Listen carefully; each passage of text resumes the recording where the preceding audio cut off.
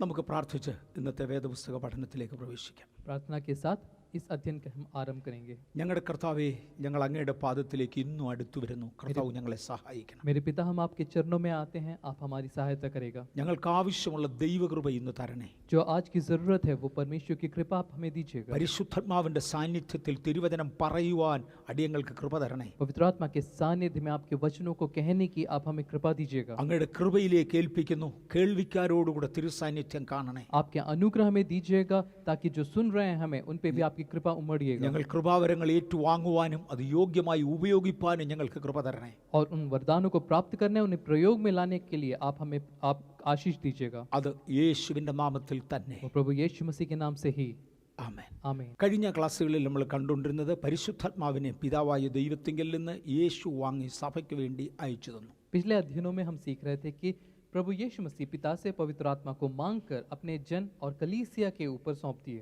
യേശു ഈ ഭൂമിയിലായിരുന്നപ്പോൾ പരിശുദ്ധാത്മാവിന്റെ ശക്തിയാലാണ് ശുശ്രൂഷിച്ചത്. प्रभु यीशु मसीह इस संसार में जब थे तो पवित्र आत्मा की सामर्थ्य से उन्होंने सेवकाई की. യേശു തന്റെ ശിഷ്യന്മാരെ അയക്കുമ്പോൾ ആത്മാവിന്റെ ശക്തിയിൽ ശുശ്രൂഷിക്കുവാനാണ് ആവശ്യപ്പെട്ടത്. और जब प्रभु यीशु मसीह अपने चेलों को सेवकाई के लिए भेजे तो आत्मा की सामर्थ्य को पाकर सेवकाई करने के लिए कहे. അവർ അങ്ങനെ തന്നെ ചെയ്തു. और वैसा ही उन्होंने किया. പരിശുദ്ധാത്മാവ് വന്ന ശേഷം അവർ അനേക സാഹചര്യങ്ങളിൽ യേശുവിന്റെ സാക്ഷികളായി. और अनेक परिस्थितियों में भी जब प्रेरितों ने पवित्र आत्मा की सामर्थ्य से प्रभु यीशु मसीह के गवाह बने. ഇന്നും നാം അതേ ശക്തിയിൽ തുടരുവാൻ യേശു ആഗ്രഹിക്കുന്നു. और आज भी हम उसी सामर्थ्य में आगे बढ़ने के लिए प्रभु यीशु मसीह हमसे चाहते हैं. പല കൃപാവരങ്ങൾ ദൈവവചനത്തിൽ ദൈവമക്കൾക്ക് വേണ്ടി പറഞ്ഞിട്ടുണ്ട്. और ऐसे अनेक वरदानों के बारे में पवित्र वचन हमें सिखाता है. ഇന്ന് കൃപാവരങ്ങളെ ഏറെക്കുറെ എണ്ണി പറയുകയാണ്, തിരുവചനത്തിൽ നിന്നും എടുക്കുകയാണ് ഞാൻ ആഗ്രഹിക്കുന്നത്. और आज मैं उन वरदानों को एक एक करके आपके सामने रखना चाहता हूं पवित्र वचन अनुसार. പൗലോസ് അപ്പോസ്തലൻ തന്റെ ശുശ്രൂഷയെക്കുറിച്ച് പറയുന്നത് നമുക്കൊന്ന് ശ്രദ്ധിക്കാം. जब प्रेरित पौलुस अपने सेवकाई के बारे में अपने वचनों में इस प्रकार कहते हैं. റോമാലേഖനം 15-ാമത്തെ അധ്യായത്തിന്റെ 17 മുതൽ 19 വരെയുള്ള വാക്യങ്ങൾ. रोमियो की पत्री उसके 15वें अध्याय में 17 से लेकर नीचे की आयतों में हम पढ़ेंगे. ഞാൻ നിങ്ങളുടെ അടുക്കൽ വന്നപ്പോൾ വചനം പ്രസംഗിച്ചു. വചന ശുശ്രൂഷയായിരുന്നു അദ്ദേഹത്തിന്റെ ഏറ്റവും പ്രധാന ശുശ്രൂഷ. मैं जब तुम्हारे बीच में आया तो वचन की सेवकाई मैंने की. उनके लिए प्रमुख सेवकाई वचन से थी. പക്ഷെ കേവലം പ്രസംഗം മാത്രമായിരുന്നില്ല, लेकिन प्रचार केवल ही ना था. അവിടെ പല പ്രവൃത്തികൾ നടന്നു. और वहाँ पे किन्हीं कार्यों को हम देखते हैं. എന്തൊക്കെയായിരുന്നു പ്രവൃത്തികൾ? वो क्या क्या कार्य थे? തന്റെ ശരീരത്തിൽ നിന്ന് ഉത്തരീയങ്ങൾ കൊണ്ട് രോഗികളുടെ മേൽ ഇട്ടവർ വരെ സൗഖ്യമായി. और उनके शरीर को छुआ हुआ जो अंगोछा था वो भी अगर रोगियों के ऊपर डाला जाता था तो उससे रोगी चंगे होते थे. പ്രവൃത്തികൾ പലത് നടന്നു. और इस प्रकार की अनेक क्रियाओं को हम देखते हैं. അടയാളങ്ങൾ പലത് നടന്നു. अनेक चिन्हों को देखते हैं. എന്തൊക്കെയായിരുന്നു അടയാളങ്ങൾ? क्या क्या चिन्ह थे? ഒരു ദിവസം അവർ ചന്തസ്ഥലത്തൂടെ പോകുമ്പോൾ ഒരു വെളിച്ചപ്പാടത്തിയായ സ്ത്രീ അവിടെ ഇരുന്നു കൊണ്ട് ഇത് അത്യുന്നതനായ ദൈവത്തിന്റെ ദാസന്മാരെന്ന് പല പ്രാവശ്യം പറഞ്ഞു. और एक बार जब वे बाजार से होकर निकल रहे थे तो एक स्त्री जो है चिल्लाते हुए कहती थी कि परमेश्वर सर्वशक्तिमान पिता की सामर्थ्य तुम पर है. ഒരു ദിവസം പൗലോസ് മുഷിഞ്ഞു. और एक बार पौलुस को यह बुरा लगा. തിരിഞ്ഞ് ആ സ്ത്രീയിലുള്ള ഭൂതത്തെ ശാസിച്ചു. और पीछे मुड़कर उस स्त्री की दुष्ट आत्मा को डांटा. ആ ഭൂതം ആ സ്ത്രീയെ വിട്ടുപോയി. और वो दुष्ट आत्मा उस स्त्री को छोड़ के गई. തന്റെ പ്രവൃത്തികളിൽ അത് ഉണ്ടായിരുന്നു. और उनकी क्रियाओं में हम देखते हैं അടയാളങ്ങൾ കണ്ടു. चिन्हों को पाते हैं. കപ്പലിൽ യാത്ര ചെയ്യുമ്പോൾ വലിയ കോളിളക്കങ്ങൾ ഉണ്ടായി. और जब जहाज में यात्रा करते वक्त अनेक दुर्घटनाएं हुई. ഒരു ദിവസം അദ്ദേഹം പറഞ്ഞു, ഞാൻ സേവിച്ചു നിൽക്കുന്ന എന്റെ ദൈവത്തിന്റെ ദൂതൻ എന്നോട് ഇന്നത് സംസാരിച്ചു. और उन्होंने कहा कि मैं जिस परमेश्वर की सेवा करता हूं उस परमेश्वर के स्वर्गदूत ने मुझसे इस प्रकार कहा. വെളിപ്പാടും ദർശനവും തന്റെ കൂടപ്പിറപ്പായിരുന്നു. और परमेश्वर का प्रकाशन और जो है दर्शन उसके संगी साथी थे. പ്രവചനം താൻ പറഞ്ഞിരുന്നു. भविष्यवाणी वो कहते थे. വെളിപ്പാടുകളുടെ ആധിക്യം എനിക്കുണ്ട് എന്ന് അദ്ദേഹം എടുത്തു പറഞ്ഞു. प्रकाशन की अधिकार वो उनके पास है करके वो कहते हैं. അതിലുപരി ശരീരത്തോടെയോ ശരീരം കൂടാതെയോ എന്ന് അറിയാൻ പാടില്ല, താൻ 3-ാം സ്വർഗത്തോളം എടുക്കപ്പെട്ടു. इस प्रकार पौलुस कहते हैं कि शरीर या बिना शरीर के वो तीसरे स्वर्ग तक उठा लिए गए करके അത്ഭുതങ്ങൾ തന്റെ ജീവിതത്തിൽ സംഭവിച്ചു. अद्भुत चीजें उनके जीवन में होने लगी. പൗലോസ് അപ്പോസ്തലൻ അത്ഭുതങ്ങളുടെയും അടയാളങ്ങളുടെയും ആളായിരുന്നില്ല, പ്രസംഗത്തിന്റെ ആളായിരുന്നു. प्रेरित पौलुस जो है इस अद्भुत कामों और चिन्हों को करने वाले व्यक्ति नहीं थे, वो प्रचार करने वाले व्यक्ति थे. എങ്കിലും ദൈവം എന്നെ അയച്ചു എന്നതിന്റെ തെളിവ്, लेकिन परमेश्वर ने मुझे भेजा है उसको चिन्ह. അതാണ് റോമാലേഖനം 15-ാം അധ്യായം 17 മുതൽ 19 വരെ വചനം, പ്രവൃത്തി, അടയാളം, അത്ഭുതം എന്നിവ സംഭവിച്ചു എന്ന് പറയുന്നത്. और वही रोमियो की पत्री 15 में 15:17 से लेकर 19वें आयत में हम पाते हैं कि वचन, कर्म और चिन्ह और अद्भुत कार्य की सामर्थ। നാം പരിശുദ്ധാത്മാഭിഷേകം പ്രാപിക്കുമ്പോൾ നമുക്ക് കിട്ടിയ ട്രെയിനിങ് ആണ് സത്യമായി കൃപാവരങ്ങളായി ആദ്യം നമ്മിൽ വെളിപ്പെടുന്നത്. जब हम पवित्र आत्मा को प्राप्त करते हैं, उसके ट्रेनिंग के रूप में उसको अनेक चिन्हों के रूप में हम पाते हैं। യേശുവിൻ്റെ കൂടെ നടന്ന് അത്ഭുതങ്ങളും വീര്യപ്രവൃത്തികളും കണ്ട് ട്രെയിനിങ് എടുത്തവർക്ക് അതായിരുന്നു അവരുടെ പ്രധാന അടയാളം. और जब प्रभु यीशु मसीह के साथ चलने वाले लोगों ने प्रभु यीशु मसीह के हाथों से जो अद्भुत कार्यों को देखा, वो देखना ही उनके लिए ट्रेनिंग का भाग था। പത്രോസിന്റെ കൈകൊണ്ട് വലിയ അത്ഭുതങ്ങൾ നടന്നു. और उसके बाद पतरस के हाथों से अनेक अद्भुत कार्य हुए। മരിച്ചവർ പത്രോസിന്റെ കൈകൊണ്ടും ഉയർത്തു, പൗലൂസിന്റെ കൈകൊണ്ടും ഉയർത്തു. मुर्दों में से जी उठना पौलुस के हाथ से भी हुआ, पतरस के हाथ से भी हुआ। പത്രോസിനേക്കാൾ പ്രസംഗത്തിൽ പൗലൂസ് ആയിരുന്നു മുൻപിൽ നിന്നത്. और पतरस से भी ज्यादा पौलुस जो है प्रचार करने में आगे रहा। എന്തുകൊണ്ടെന്നാൽ അദ്ദേഹത്തിന് കിട്ടിയ ട്രെയിനിങ് ഗമാലിയേലിന്റെ പാദപീഠത്തിൽ നിന്നായിരുന്നു. അത് തിരുവചന അഭ്യാസവും പ്രസംഗവുമായിരുന്നു. ये इस कारण से हुआ कि क्योंकि पौलुस को जो ट्रेनिंग मिली थी वो गमालियल के पैर के पास पढ़कर सीखने से, उसके वचन में उसकी गहरी बातों को जानने से थी। ഇപ്രകാരം ദൈവദത്തമായി നമുക്ക് കിട്ടുന്ന പലതിനെയും താലന്തുകൾ എന്ന് ബൈബിൾ വിളിക്കുന്നു. और इस प्रकार परमेश्वर से प्राप्त जो चीजें हैं उसको हम तालंत के रूप में देखते നമ്മിൽ हैं, तोड़े के रूप में देखते हैं। നമ്മിൽ പലർക്കും ജന്മനാൽ ചില താലന്തുകളുണ്ട്.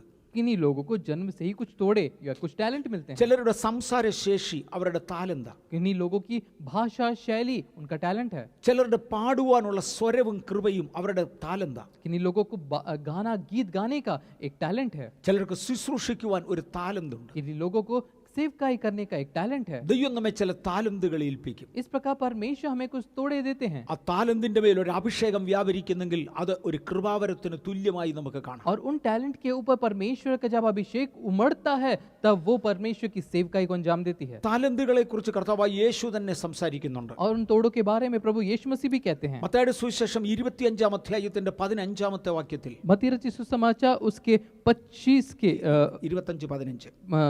के 15 में हम पाते हैं। യേശു പറഞ്ഞു, അവനവന്റെ പ്രാപ്തിക്കൊത്തവണ്ണം താലന്തുകൾ പകുത്തുകൊടുത്ത ഒരു യജമാനൻ. वहाँ पे हम पढ़ते हैं कि उनके सामर्थ्य के अनुसार तोड़े दिए गए। എനിക്ക് എത്രയും എടുക്കുവാൻ കഴിവുണ്ട് അത്രയും താലന്ത് എനിക്ക് തരും. मुझ में जितना प्राप्त करने की सामर्थ्य है उसके अनुसार मुझे तोड़े दिए गए। ഒരു പിതാവിന് 5 മക്കളുണ്ടെന്ന് ഇരിക്കട്ടെ. मान लीजिए एक पिता के 5 बच्चे हैं। മൂത്തയാളിന് 10-20 വയസ്സായി. बड़े बेटे को 20-25 साल हो गए ആ होंगे। വീട്ടിലുള്ള എല്ലാ വസ്തുക്കളും എടുക്കുവാനും ഉപയോഗിക്കുവാനുമായി 20 വയസ്സുള്ള കുഞ്ഞിന് അനുവാദം കാണും. और उस 20 साल के लड़के युवक को उस घर की सारी चीजों को उपयोग करने की जो क्षमता है। ഇനി ഒരു കുഞ്ഞിന് ഒരു 9-8 വയസ്സ് 9 വയസ്സേ പ്രായമുള്ളൂ. मान लीजिए दूसरा जो बच्चा है वो 9 आयु का है। നിശ്ചയമായി മൂർച്ചയുള്ള കത്തികളും തീയും ഉപയോഗിക്കുവാൻ കുഞ്ഞിന് അനുവാദം കുറവായി. और उसको वो चाकू और वो आग से खेलने का या उसको उपयोग करने का वो समझ नहीं है। ഒടുവിലത്തെ കുഞ്ഞിന് 5 വയസ്സിന് താഴെയായിരിക്കും പ്രായം. और उस सबसे जो छोटा है वो जो 5 साल की उम्र का होगा। കത്തി ഉപയോഗിക്കുവാനോ ബ്ലേഡ് ഉപയോഗിക്കുവാനോ ആ കുഞ്ഞിനെ അനുവദിക്കത്തില്ല. धार वाली चाकू और ब्लेड प्रयोग करने की क्षमता समझ उसमें नहीं है। 5 കുഞ്ഞുങ്ങളും ഈ പിതാവിന്റെ മക്കളാണ്. എല്ലാത്തിന്റെ മേലും എല്ലാവർക്കും അവകാശമുണ്ട്. इस प्रकार 5 बच्चे उस पिता के ही संतान है, लेकिन सारे चीजों को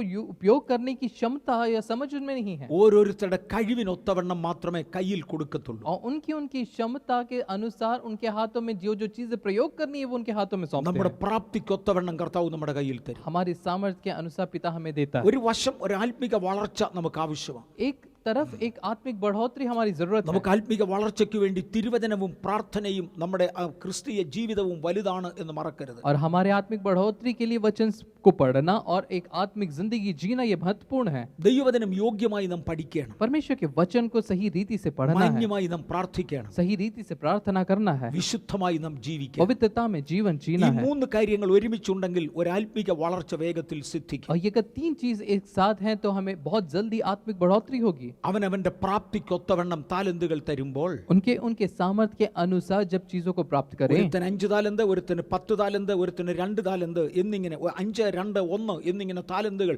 പകുത്തു കൊടുക്കുന്നതായി കാണാം. और यहाँ पे हम पढ़ते हैं किसी को 5 तोड़े, दूसरे को 2 और तीसरे को 1 तोड़े, अर्थात हर एक को उसकी सामर्थ्य के अनुसार दिया। അധികം നമ്മുടെ കയ്യിൽ ലഭിക്കേണ്ടതിന് അധികം ആത്മിക വളർച്ചയിലേക്ക് നമുക്ക് വരാം. और ज्यादा प्राप्त करने के लिए ज्यादा आत्मिक बढ़ोतरी हमारे अंदर होनी चाहिए। അടുത്തത് നമ്മുടെ വിശ്വസ്തത വലുതാ. दूसरा हमारी विश्वसता बहुत बड़ी है। ലഭിച്ചതിൽ നാം ദൈവത്തോട് വിശ്വസ്തരായിരിക്കണം. जो चीज हमने प्राप्त की उसमें हम विश्वसनीय रहे। അല്പത്തിൽ വിശ്വസ്തരായവരെ അധികത്തിന്റെ വിചാരകത്വം കർത്താവ് ഏൽപ്പിക്കും. जो थोड़े में भी विश्वसनीय रहा वो बहुत बड़ी चीजों का अधिकारी ठहरेगा। മത്തായി 25:15 मत्ती रचित सुसमाचार उसके 25 के 15 में ലഭിച്ച താലന്ത് വേഗത്തിൽ നാം വ്യാപാരം ചെയ്യണമെന്ന് കാണാം. यहाँ पे हम पढ़ते हैं जो तुम्हें प्राप्त मिले हैं तोड़े उसको जल्दी से व्यापार भी करना है. എന്ന് എൻ്റെ കയ്യിൽ താലന്ത് ലഭിച്ചോ അന്നേരം തന്നെ വ്യാപാരത്തിന് തയ്യാറാകണം. जिस दिन मुझे तोड़े मिले हैं उसके अगले उसी समय से उसी क्षण से मुझे उसका व्यापार करना है. കർത്താവ് യേശുവിന്റെ ശിഷ്യന്മാർ യേശുവിനോടൊപ്പം നടന്നിരുന്ന സമയത്ത് प्रभु यीशु मसीह के चेले जब उनके साथ साथ चलते थे എന്തൊക്കെ താലന്തുകളാണ് പ്രധാനമായും യേശു അവരെ ഏൽപ്പിച്ചിരുന്നത്? क्या क्या तोड़े हैं जो प्रमुख रूप से प्रभु यीशु मसीह उनको दिए, അല്ലെങ്കിൽ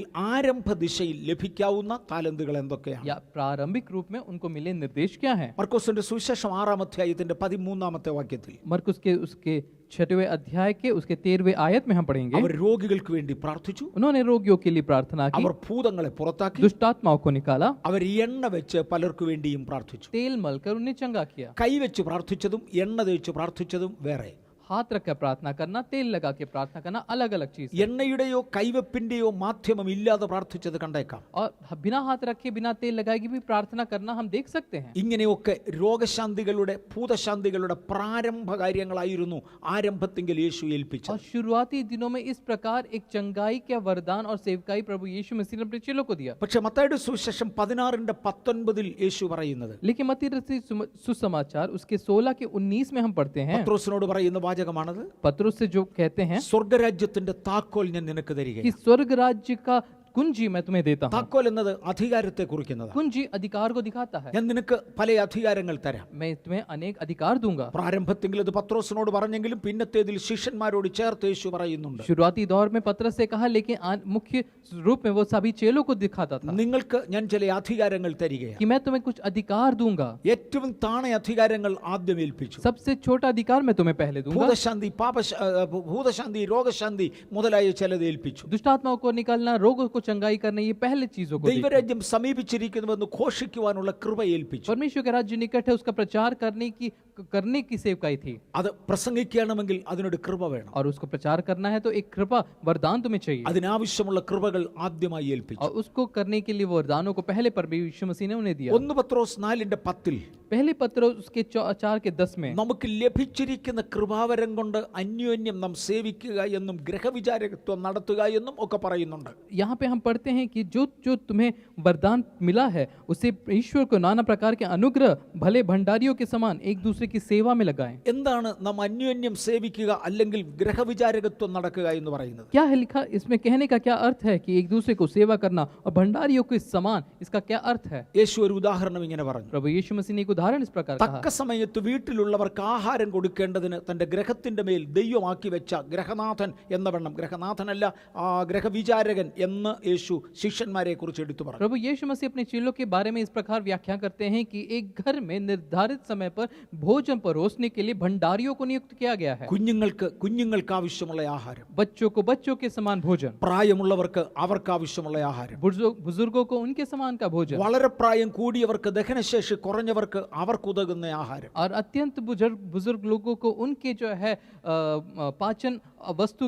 पाचन के योग्य भोजन, മൃഗങ്ങൾക്ക് വ്യത്യസ്ത ആഹാരങ്ങൾ, और जो दूसरे मृग हैं उनके समान उनको भोजन. പശു വെജിറ്റേറിയൻ ആണ്, പശുവിന് ഒരിക്കലും മത്സ്യമാംസാദികൾ വേണ്ട. एक पशु जो है वो घास फूस खाता है, उनको जो है हम मत्स्य नहीं देख सकते हैं. പൂച്ചയ്ക്കും പട്ടിക്കും മത്സ്യമാംസാദികൾ വേണം. कुत्ते और बिल्ली को जो है मांसाहारी भोजन चाहिए, उनको जो है शाकाहारी भोजन नहीं देख सकते. വീട്ടിലുള്ള മക്കൾക്കും ജോലിക്കാർക്കും മൃഗങ്ങൾക്കും അതാതിന്റെ ആഹാരം കൊടുക്കുന്നവൻ. जो घर के छोटे बच्चे हैं, बुजुर्ग हैं और जो मृग हैं, उनको एक समान का भोजन नहीं, उनकी जरूरत के हिसाब का भोजन परोसना है. എല്ലാം ദൈവത്തിന്റെ സ്വത്തുക്കളാണ്. ये सारे परमेश्वर की संपत्ति है. ഗ്രഹവിചാരകത്വം നമ്മെ ഏൽപ്പിച്ചതാ. लेकिन जो भंडारीपन है, भंडार हमें सौंपा गया है. വരങ്ങൾ ദൈവത്തിന്റെ വകയാ, वरदान परमेश्वर का है കൃപ തോന്നി നമ്മുടെ കയ്യിൽ ഏൽപ്പിച്ചതാ. और अनुग्रह से उन्होंने हम पे दिया है. കൃപാവരങ്ങൾ കൊണ്ട് യോഗ്യമായി ശുശ്രൂഷ ചെയ്യുവാൻ ദൈവകരങ്ങളിൽ ഏൽപ്പിക്കാം. और हमें अपने आप को समर्पित करना है कि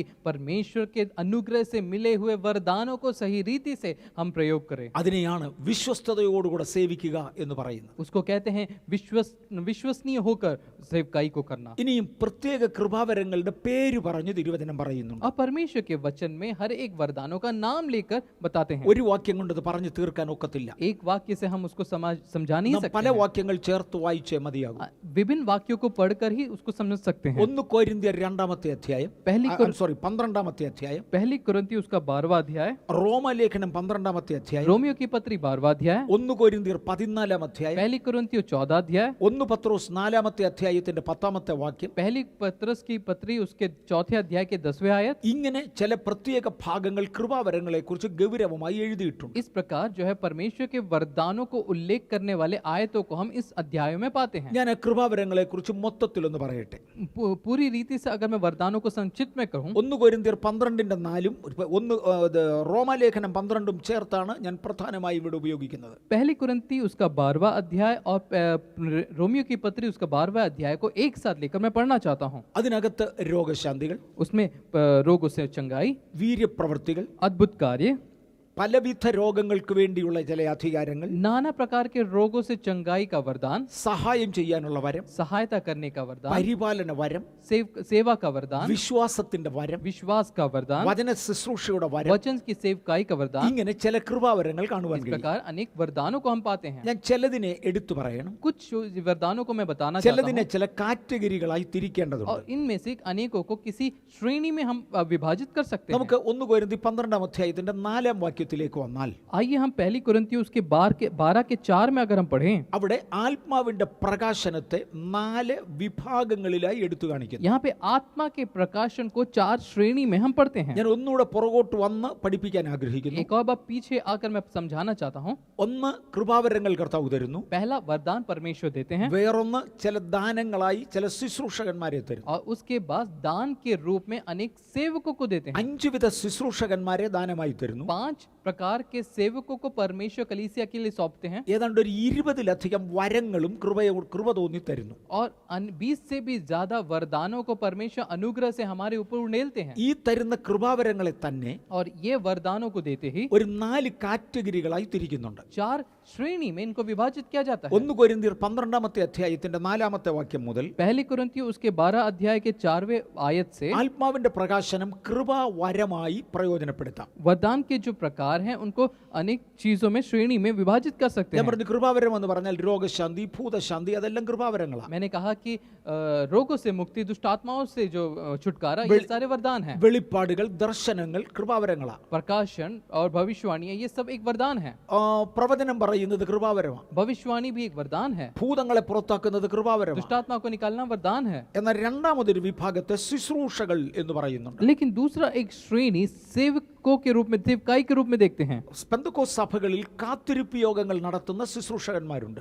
आपने देखा जानते होंगे कि पेंतिकोस्त कलीसिया में बाढ़ जो होने की एक सेवकाई है। ഞാൻ പെന്തക്കോസ്ത് എന്ന് പറഞ്ഞത് ആളുകൾക്ക് മനസ്സിലാകാൻ വേണ്ടിയാണ്. വേദപുസ്തക ഭാഷയിൽ ക്രിസ്ത്യൻ ഗ്രൂപ്പുകളിൽ കാത്തിരിപ്പ് യോഗങ്ങൾ നടത്തുവാൻ പ്രത്യേക കൃപാവരങ്ങൾ ഉള്ളവരുണ്ട്.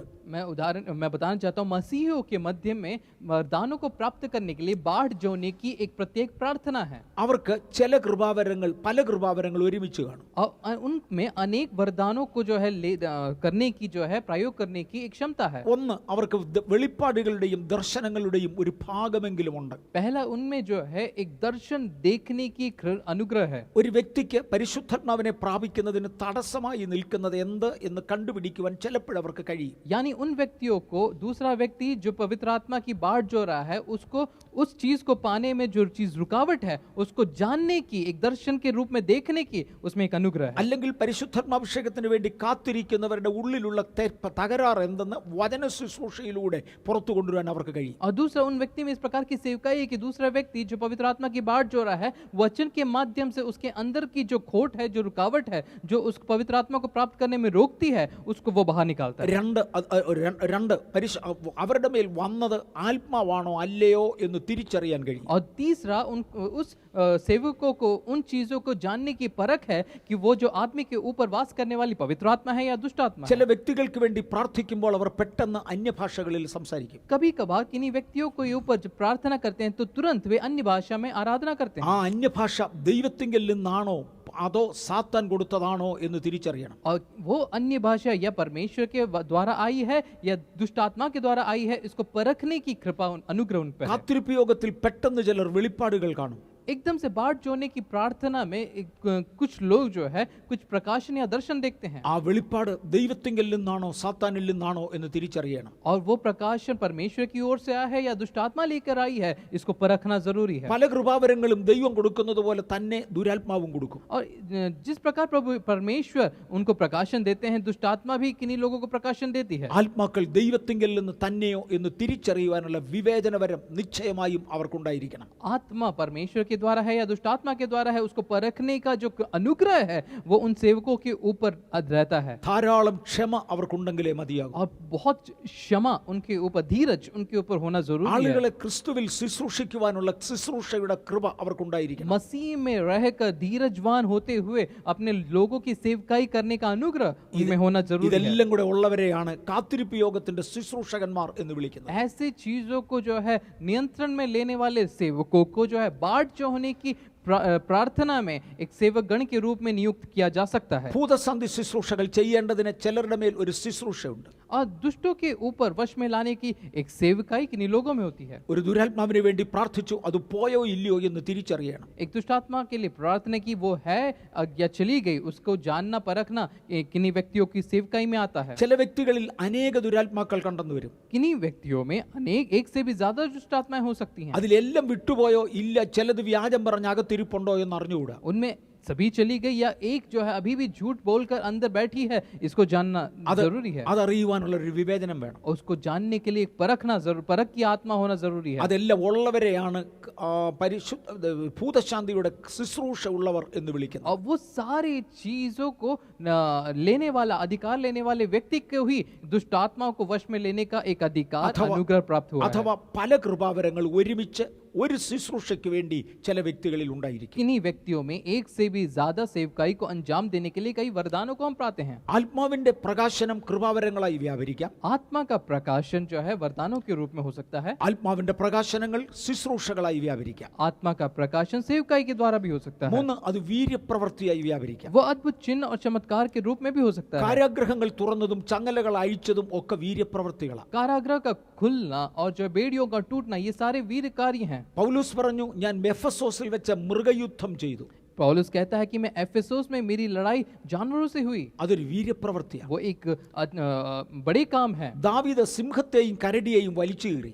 दाऊद जो है सिंह को और भालू को उसने चीर फाड़ा। മല്ലനായ ഗോലിയാത്തിനെ എറിഞ്ഞിട്ടു. और एक बड़े राक्षस गोलियात को उसने धराशायी किया। ഇത് വീര്യപ്രവൃത്തികളാണ്. ये सारे जो है वीर कार्य हैं। ആ ഈ ശത്രുവിനോട് അടുക്കുവാനുള്ള എതിർക്കുവാനുള്ള ഒരു നാക്ക് അവർക്കുണ്ടായിരിക്കും. और उनको जो है शत्रु से किस प्रकार लड़ना है और जीतना है, उसका जो विधि वे जानते थे। ഏത് കൃപാവരമാണ് അവിടെ ഉപയോഗിക്കേണ്ടത് എന്നവർ അറിഞ്ഞിരിക്കും. और किन वरदानों को वहां प्रयोग में लाना है, वे अच्छी तरह जानते थे। ഒരു ഓട്ടോമൊബൈൽ മെക്കാനിക്കിന് പല ടൂളുകൾ അദ്ദേഹത്തിന്റെ കയ്യിൽ കാണും. मान लीजिए, एक उदाहरण के रूप में एक ऑटोमोबाइल टेक्निकल पर्सन को उनके हाथ में बहुत सारे टूल्स हुआ करते हैं। പക്ഷേ ഏത് സാഹചര്യത്തിൽ ഏത് വലിപ്പമുള്ള നട്ടാണ് അഴിക്കേണ്ടത്, ഏത് ബോൾട്ടാണ് അഴിക്കേണ്ടത്, ഏത് സ്ക്രൂ ആണ് അഴിക്കേണ്ടത്, അതിന് ഏത് ടൂളാണ് ഉപയോഗിക്കേണ്ടത് എന്ന് അദ്ദേഹത്തിന് അറിഞ്ഞിരിക്കണം. और एक परिस्थिति में कौन सा नट खोलना है, कौन प्रकार का बोल्ट खोलना है और उसको खोलने के लिए कैसे औजारों का प्रयोग करना है, वो अच्छी तरीके से जानता है। വീര്യപ്രവൃത്തികൾക്ക് പല കൃപാവരങ്ങൾ വേണം. और ऐसे अनेक बड़े कामों को अंजाम देने के लिए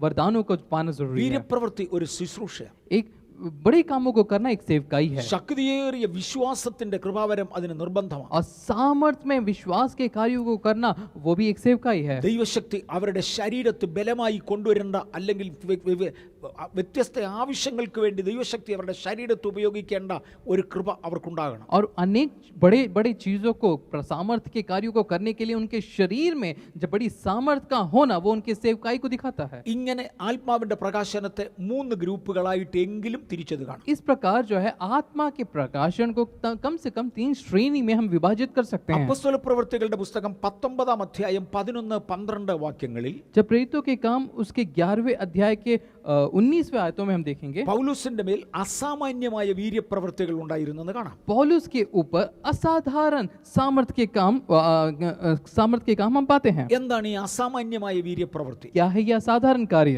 ഒരു സാധാരണക്കാരന് ഒരു രോഗത്തെ സൗഖ്യമാക്കാൻ കഴിഞ്ഞാൽ, साधारण व्यक्ति अगर एक व्यक्ति को रोग से चंगाई देता है, എന്റെ കൂടെ നിൽക്കുന്ന ഒരാളിന് രോഗം ബാധിക്കാതെ കൊണ്ടുവരുന്നത് അല്ലെങ്കിൽ സൂക്ഷിക്കുന്നത് അസാമാന്യമായ കൃപാവരം. तो मेरे साथ चलने वाले व्यक्ति को वो रोग की परछाई भी ना पड़े और उस प्रकार उसकी एक सुरक्षा रखना वो एक असाधारण रीति है। ഒരു ഭൂതബാധിതനിൽ നിന്ന് ഭൂതത്തെ പറഞ്ഞു വിടുന്നത് ഭൂതശാന്തിയുടെ കൃപാവരമാണ്. अगर एक दुष्टात्मा से पीड़ित व्यक्ति को उसके अंदर से दुष्टात्मा को निकालना एक सेवकाई है। പക്ഷേ എന്റെ സാന്നിധ്യത്തിൽ ഒരു ദുരാത്മാവ് വരികയില്ല എന്ന് വാദിക്കുന്നത് അസാമാന്യമായ കൃപാവരം. लेकिन मेरे सानिध्य में जो है दुरात्मा ही नहीं आएगी, वो उसको इस प्रकार का अधिकार रखना वो असाधारण कार्य है। വീര്യപ്രവൃത്തികളെ തന്നെ രണ്ടായി തിരിച്ചിട്ടുണ്ട്. इस प्रकार बड़े बड़े कामों को भी दो भागों में हम बांट सकते हैं। ഇങ്ങനെ പല കാര്യങ്ങളെ വെവ്വേറെ വീണ്ടും വീണ്ടും തിരിച്ചിരിക്കുന്നത് കാണാം. तो इस प्रकार अनेक चीजों को विभिन्न विभिन्न श्रेणी में रखते हुए हम देखते हैं। പൗലോസ് അപ്പോസ്തലൻ പറയുന്ന ഒന്ന്, प्रेरित पौलुस कहता है മർമ്മങ്ങളുടെ ഗ്രഹവിചാരകത്വം എന്നൊന്ന് എനിക്കുണ്ട്. कि रहस्यों को एक जानने का एक भंडारीपन उसमें है। എന്തായിരിക്കും ഈ മർമ്മങ്ങളുടെ ഗ്രഹവിചാരകത്വം? कि क्या है ये रहस्य को जानने वाला भंडारीपन? മർമ്മങ്ങൾ എന്ന് പറയുന്നത് സാധാരണക്കാരന് മനസ്സിലാകാത്ത വേദപുസ്തക രഹസ്യങ്ങളാണ്. वो रहस्य का अर्थ यह है साधारण व्यक्तियों को जो समझ में नहीं आता उसकी गहराई को जानना। 4 പേർ ബൈബിൾ വായിച്ചു, അവർക്കൊന്നും മനസ്സിലായില്ലെങ്കിൽ 4 लोगों ने बाइबल को पढ़ा लेकिन उसको कुछ समझ में ना आया। അതിനകത്ത് ഒളിഞ്ഞു കിടക്കുന്ന ഏതോ രഹസ്യമുണ്ടെങ്കിൽ, लेकिन उसके भीतर छुपा हुआ कुछ रहस्य, രഹസ്യങ്ങളുടെ ഗ്രഹവിചാരകത്വം ഉള്ളവന് മാത്രമേ അത് തിരിച്ചറിയാനൊക്കത്തുള്ളൂ. और जो रहस्यों का चाबी जिसके पास है उसी को इसको जान के उसको बता सकता है, भेद बता सकता है। ഇങ്ങനെ നമ്മൾ വിശദീകരിച്ചു പോകുമ്പോൾ इस प्रकार जब हम उसको एक एक चीजों की व्याख्या करेंगे എല്ലാ ശുശ്രൂഷകളുടെയും ഉന്നതമായ ഗ്രേഡുകൾ ഉണ്ട്. तो हर एक सेवकाई का उत्तम ग्रेड या श्रेणी भी है, എല്ലാ കൃപാവരങ്ങൾക്കും ഉന്നതമായ ഗ്രേഡുകൾ ഉണ്ട്. और हर एक कृपा वरदानों का एक उत्तम श्रेणी भी होता है। വേദപുസ്തകത്തിൽ ഏതാണ്ട് 20ഓളം കൃപാവരങ്ങളെ കുറിച്ച് സംസാരിക്കുന്നുണ്ട്. परमेश्वर के वचन में हम 20 से भी ज्यादा वरदानों के बारे में पढ़ते हैं। ഏറ്റവും താണത് जो प्राथमिक होता है वो अन्य भाषा, 2 ഭാഷകളുടെ വരം, और उससे उसके बढ़कर अन्य भाषाओं को बात करने का वरदान, 3 ഭാഷകളുടെ വ്യാഖ്യാനം, और तीसरा उन भाषाओं को समझने का एक वरदान, 4 ദർശനങ്ങൾ, उसके चौथा है दर्शन, 5 ദർശനത്തിന്റെ അർത്ഥം കൂടെ മനസ്സിലാകുമ്പോൾ അതിനെ വെളിപ്പാട്, पांचवा उस दर्शन का अर्थ समझना यानी प्रकाशन, 6 ആത്മാക്കളുടെ വിവേചനം. छठा आत्माओं की परख रखना। ഇങ്ങനെ ഏതാണ്ട് 20ഓളം കൃപാവരങ്ങൾ ദൈവവചനത്തിൽ പറയുന്നു. इस प्रकार परमेश्वर के वचन में 20 से भी से लगभग 20 वरदानों को भी हम पाते हैं। ഉപദേശിക്കുവാനുള്ള കൃപാവരം, यानी सेवकाई उपदेश करने का एक वरदान, പ്രബോധിപ്പിക്കുവാനുള്ള കൃപാവരം, उत्साहित करने का वरदान, സ്നേഹിക്കുവാനുള്ള കൃപാവരം, प्रेम करने का वरदान, അനേക കൃപാവരങ്ങൾ തിരുവചനത്തിൽ പറയുന്നു. अनेक वरदानों को हम परमेश्वर के वचन में ഞാൻ पढ़ते हैं। പറഞ്ഞിരുന്നു റോമലേഖനം 12-ാം അധ്യായവും 1 കൊരിന്ത്യർ 12-ാം അധ്യായവും അതിന് ഉദാഹരണങ്ങളാണ്. उदाहरण के रूप में मैंने पहले ही कहा था कि रोमी की 12वीं पत्री का 12वां अध्याय, पहली कुरिन्थियों के उसके 12वां अध्याय में हम पाते हैं। ഈ പറയുന്ന എല്ലാ കൃപാവരങ്ങളും ഈ ഭാഗങ്ങളിൽ എഴുതിയിട്ടുണ്ട്. और ये सारे वरदान इन भागों में लिखे हैं। ഇങ്ങനെ ആത്മാവിന്റെ പ്രകാശനം ലഭിച്ചതിനൊത്തവണ്ണം इस प्रकार आत्मा के प्रकाश पाए हुए लोग വ്യത്യസ്ത കൃപാവരങ്ങൾ ഉപയോഗിച്ച് अनेक वरदानों को प्राप्त करके വിവിധ ശുശ്രൂഷകൾ ചെയ്യുവാൻ अनेक सेवकाई करने के लिए ദൈവം നമ്മളെ അഭിഷേകം ചെയ്തു. परमेश्वर ने हमारा अभिषेक किया है। കൃപാവരങ്ങൾ എന്ന പൊതുവിഷയമാണ് ഞാൻ എടുത്തത്. तो मैंने यहाँ पे वरदानों का एक साधारण एक विषय यहाँ लिया है। സഭകളിൽ ലീഡർഷിപ്പിലേക്ക് വരുന്നവർക്ക് जब कलीसिया के अगुवाई स्थान में जब वे आते हैं പരിപാലന വരം, तो उनको देखभाल करने का സഹായം वरदान, ചെയ്യാനുള്ള വരം, सहायता करने का वरदान, ഭരിക്കുവാനുള്ള വരം और उसको अगुवेपन में आगे बढ़ाने का वरदान, എന്നിങ്ങനെ ഒരു കൂട്ടം വരങ്ങൾ കാണാം. तो इस प्रकार जो है नेतृत्व के अनेक वरदानों को ഒരു हम देखते हैं। അപ്പോസ്തോലിക നിലവാരത്തിലേക്ക് ഉയരുന്നവർക്ക് जो व्यक्ति प्रेरितों के उस श्रेणी में आते हैं, 1 കൊരിന്ത്യർ 4:1 പറയുന്നത് പോലെ മർമ്മങ്ങളുടെ ഗ്രഹവിചാരകത്വം, മർമ്മങ്ങൾ ഗ്രഹിക്കുവാനുള്ള കഴിവ് ദൈവം കൊടുക്കും. प्रेरितों के पहली प्रेरितों के अध्याय उसके की पत्री उसके 4थे अध्याय में हम पाते हैं कि भेदों के भंडारी के बारे में हम पढ़ते हैं। കൃപാവരങ്ങൾ നമുക്ക് ദൈവത്തോട് ചോദിച്ചു വാങ്ങാം. तो वरदानों को परमेश्वर से हम प्रार्थना करके प्राप्त സ്വർഗ്ഗത്തിലെ करें। ദൈവം നമുക്കതിന് കൃപ തരട്ടെ. परमेश्वर हम स्वर्ग का परमेश्वर हमें उसका अनुग्रह दे। മറക്കരുത്, കൃപാവരങ്ങൾ നമുക്ക് വേണ്ടിയാ.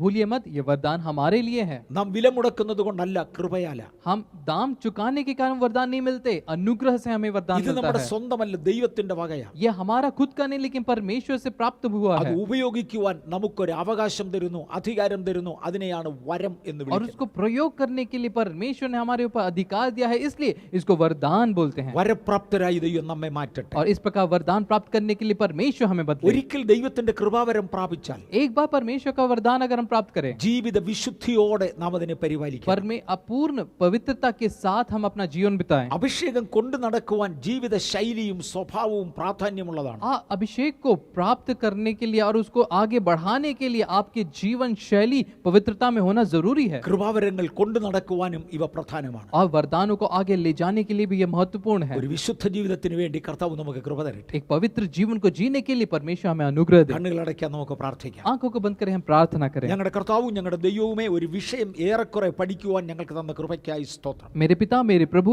एक विषय को सही रीति से समझने सीखने में आपने कृपा दी, इसके लिए धन्यवाद। ദൈവരാജ്യത്തിന്റെ യജമാനനായ കർത്താവേ, അങ്ങയുടെ രാജ്യം സ്ഥാപിക്കുവാൻ ഞങ്ങളെ തിരഞ്ഞെടുത്തതിനായി നന്ദി. परमेश्वर के राज्य के अधिकारी आप हमें उसके वारिस बनाया और साथ मिले, इसके लिए धन्यवाद। അങ്ങയുടെ നാമത്തെ ഉയർത്തുവാൻ ഞങ്ങൾക്ക് കൃപ തരണമേ. आपके नाम को महिमा लेने के लिए आप हमें अनुग्रह दीजिए। അങ്ങയുടെ ജനത്തെ ഞാൻ യേശുവിന്റെ നാമം ചൊല്ലി അനുഗ്രഹിക്കുന്നു. आपके जन को प्रभु यीशु मसीह के नाम लेकर हम आशीषित करते हैं पिता, യേശുവിൻ നാമത്തിൽ वो തന്നെ. प्रभु यीशु मसीह के नाम से ही, ആമേൻ. आमेन।